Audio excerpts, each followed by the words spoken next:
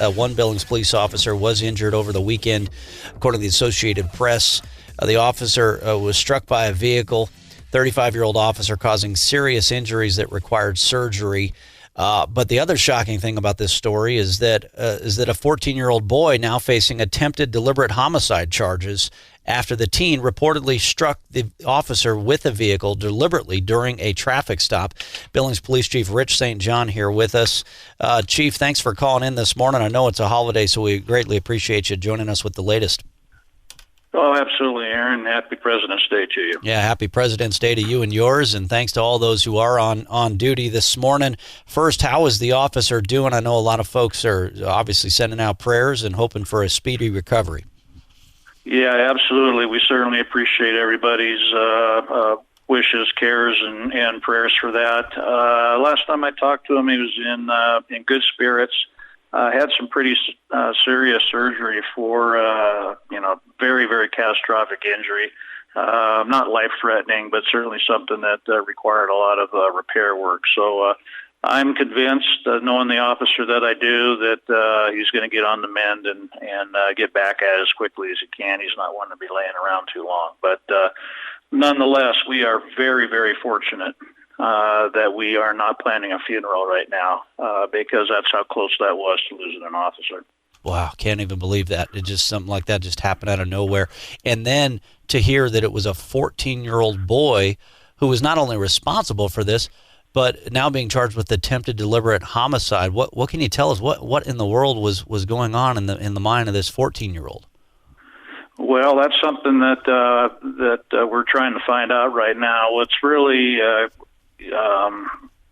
I should say difficult with these investigations is the fact that everybody we're dealing with are between the ages of 16 and 14. So you add another dynamic when you're dealing with juveniles on when they can talk and who they can talk to and who needs to be present. So we're working very closely with the county attorney's office trying to sort stuff out like that. What I can tell you, this thing had been going on most of the night. We had tried to stop them. There was 6 of them in a vehicle.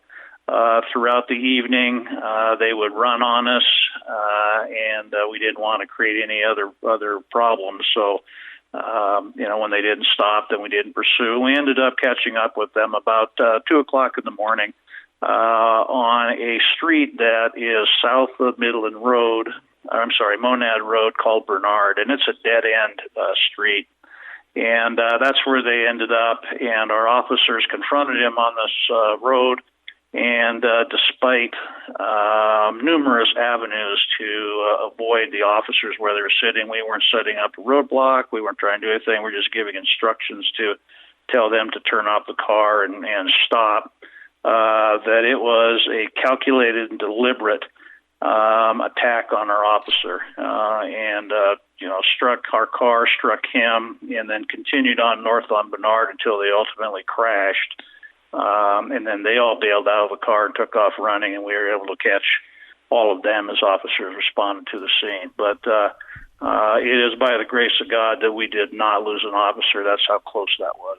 Yeah, and I think you mentioned there was a car full of kids, basically. You had the 14-year-old driver, 14-year-old male, and then 5 juvenile females who were also in the car here, which I'm sure it had to complicate the response, because obviously when you know there's kids, or I don't know if the officers knew there were kids in the car or not, but it's just tough decisions that got to be made on a minute-by-minute basis there. Yeah, and it wasn't even minute by minute, especially at the culmination of thing. It was split second on what to do and how to handle that. And so I credit our officers as very, very disciplined and very professional in this. But again, when you're dealing with a calculated, deliberate attack like this, is very, very concerning to me, and it should be to your listeners. This was by the youth of our community, and of course we're only talking about a very small percent that are causing problems. But when you have the state of mind that you're going to, execute a violent attack on a police officer, Who's to say what would happen if there were citizens nearby? So this is very concerning on a wide spectrum of what we're looking at. But at the end of the day, I'm pleased to say our officer's on the mend. He's still with us, which is absolutely the bottom line. And then we'll work with the county attorney's office to see how we want to handle the suspect and the others. Yeah, and of course, this is far beyond. This is definitely not a kids will be kids situation whatsoever. This very clearly crossed a line that nobody would ever defend, even amongst somebody who's 14 years old. I know a lot of people are asking the question, where's the parents at here? But but there's no excuse for what this 14-year-old young man did here. But I know a lot of people are asking, where's the parents? What the heck is going on here? Yeah, I mean, obviously we have personal accountability in that this kid made a conscious decision to attack our officer. I don't know, and I'm not going to comment on what may be going on in the home front there.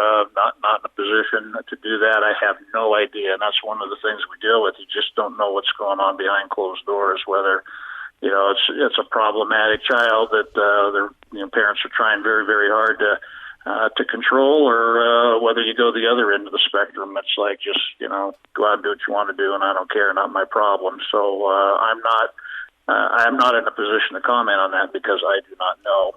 But at the end of the day, you have a conscious decision to attack police, and that's what I'm concerned with right now. Get our officer well, and then make sure we're doing everything we can to get this kid properly held accountable. Well, glad to hear the officers on the mend, but also I know, folks, just continue your prayers, even when you have significant surgeries like that, to prevent any further complications or anything like that. 6-year veteran of the department and 35 years old. On another news story, the 3 escapees from the Bighorn County Jail. I know the BPD, and we're talking with Billings Police Chief Rich St. John here on Montana Talks. I know the BPD helped apprehend 2 of the 3 escapees. The third escapee, I had a question from a listener. Is the third escapee still at large? Yes, that one is. We do not believe that he's in the Billings area at this point, but that one's still on the lam. All right. Well, anything else that happened over the weekend, or what else do you need from we, the public, Chief? Well, again, we're starting to ramp up our public safety discussions with the community. The city council pretty much firmed up on how big and how long, and so we're going to be out talking to people, trying to educate on what the situation is, what we're looking at, and more importantly, what it is that we're requesting.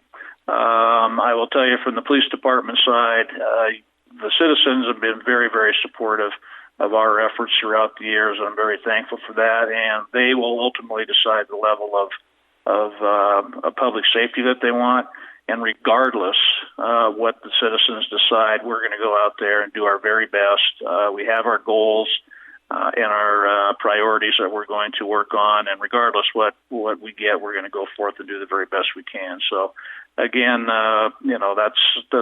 that's my promise to the citizens, and we have a presentation on what it is we're going to do and what our focus is, if anybody wants that. But that's kind of what our focus is right now, is front and center. Getting that public safety levy in front of the voters and hopefully get it passed so our officers continue the great work that's been going on. Well, of course, we'll bring you back here in studio and answer any questions that the public and listeners might have, and look at the proposal in depth. And, it'd be great to have you back in here, Chief, anytime. Thanks so much for joining us this morning, and God bless you and all the police officers out there. Thank you, and I appreciate it. All right, thanks, Chief.